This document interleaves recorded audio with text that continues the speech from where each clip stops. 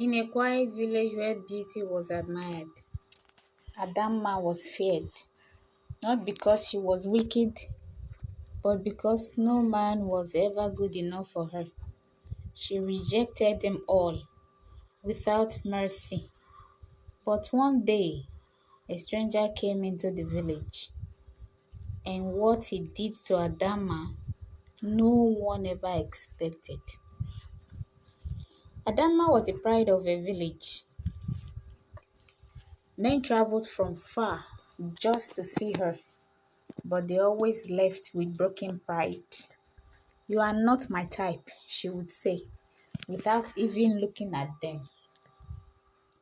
The villagers began to whisper, "This girl will learn the hard way." But Adamma didn't care until one market day, everything changed. A stranger walked into the village, calm, confident, different. Unlike the others, he didn't stay at Adamma, and for the first time, she noticed him. Curious, she approached him, expecting admiration. But instead, he looked at her and laughed. "You?" he said. "You are not worth marrying." The entire market was silent. The same girl who had humiliated many was now standing in shame before everyone.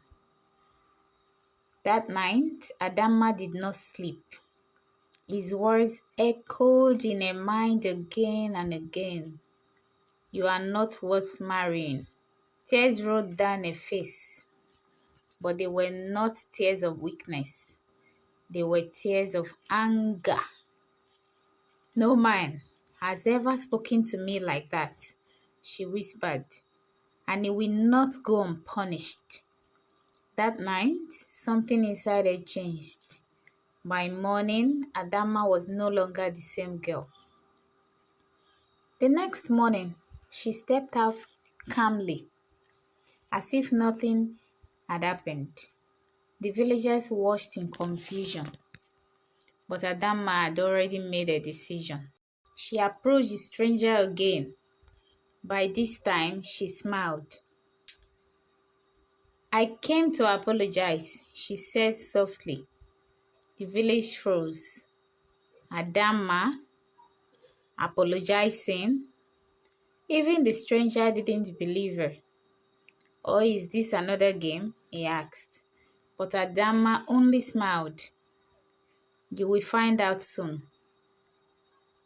From that moment, everything began to change. The stranger couldn't forget her. Her calmness, her smile, her misery. Something about it didn't feel real. But instead of leaving, he stayed. Days passed, and slowly he began to enjoy her presence. They talked, they laughed, and for the first time, the man who was rejected her started thinking about her too much. And Adamma noticed everything, every glance, every hesitation, every emotion. But this was never love. It was a plan. One night, he walked her home. The village was silent. Only their footsteps echoed in the dark. "You are different from what I thought," he said. Adamma looked at him and softly replied, "People are not always what they seem." From that moment, the stranger began to fall deeper and deeper and deeper, not just in curiosity, but in emotion. He started seeking her, looking for her, thinking about her, but Adamma began to pull away. The same girl who once chased attention now gave him distance. Confusion slowly turned into frustration, and frustration into obsession. He could not understand her anymore, and that loss of control was exactly what Adamma wanted. By now, the stranger was no longer in control of himself. The man who once stood proud was now restless, confused and desperate. He needed answers. He needed her. That night, he went to find Adamma, but this time she was not the girl he thought he knew.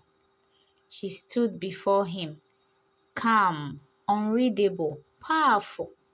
"Why are you doing this?" he asked, his voice no longer confident. Adamma stepped closer, her eyes locked into his. "Do you remember the market?" she said softly.